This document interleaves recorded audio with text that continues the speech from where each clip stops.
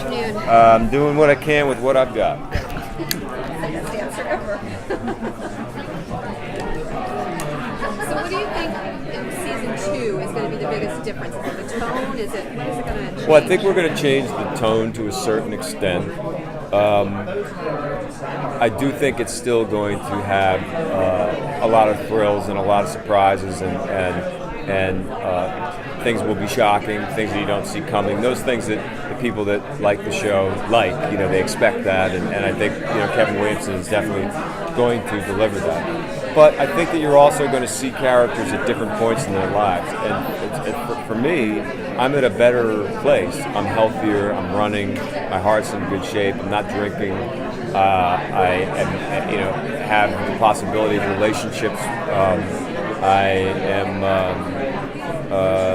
not with the FBI. Is that the full truth? There's always a darker side to the Ryan Hardy character, and then we'll start to get into what that is as the show goes on.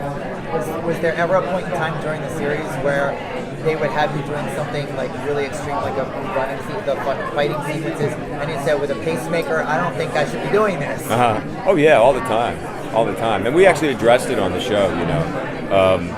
The Molly character actually comes by and says, have you been going to the doctor? Been taking your things? I'm like, yeah, kind of, I haven't. But yeah, we it's also.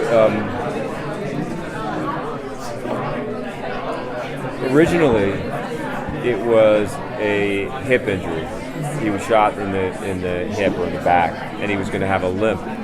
And I said to Kevin Williamson, so I'm going to be limping. If this thing goes, I'll be limping for years to come. And he said, well, initially it was this heart thing. And I said, we got to do that. I think that's it, because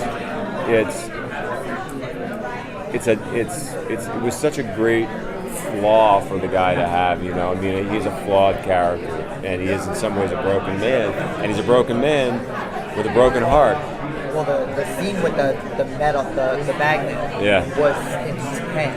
I mean, that was amazing. Between that and the electric zapper when they zapped you, it does add that suspense mode to it. It's certainly, yeah. Is playing him in the second season when he's a little happier, a little healthier, more interesting for you as an actor? Or? Well, what's interesting for me is to unfold layers of who the person might be, to peel back the onion skin, to see things. Flashbacks are always really interesting because in the first season, Ryan was, kind of a mess from the first time you see him, hungover and, pulled back into the FBI, and he's still sipping out of the bottle. And then you go to the flashbacks when he's falling, even though he's on the trail of Joe, he's falling in love with Claire, you know what I mean? He's a little bit more kind of just lighter, and so what's always interesting is to just do different things in the same way that he was such a man of so few words and so serious, and then about 4 or 5 episodes in, I get into the farmhouse, my hands are tied, and he becomes a complete wise ass, and starts being sarcastic and has this other color that you don't really know is there. And that stuff is really, it's great. I love doing that. Is that something you brought to it, or was that in the script? Well, it's in the script. I mean, the playing of it is, that's what I do. I say the lines, and they write them. Did you know that from the beginning that this whole series was gonna have the following that it does? I mean, No. There's a lot of people out there that are insanely. No.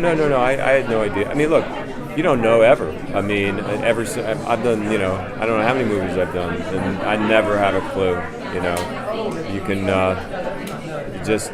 you just don't know.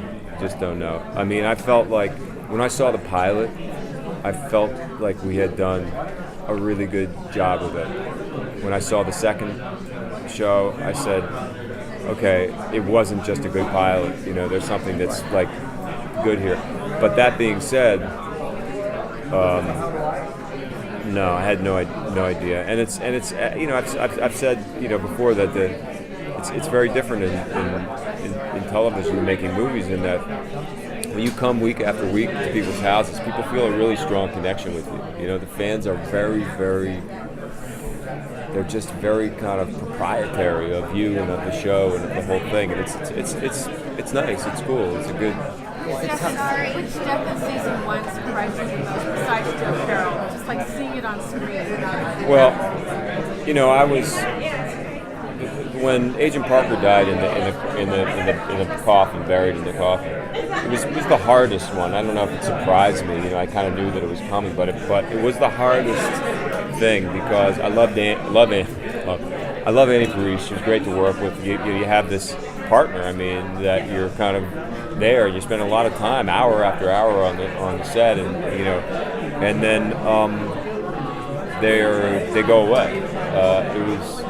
It's one of the things that's been in general kind of sad about the show, because even the baddies that come in for 2 or 3 episodes, often they are just incredible actors, just great performers, and you know that they're not long for this world. Sorry guys, we gotta grab them. Thank you so much. Thanks, everybody. so much. Thank you.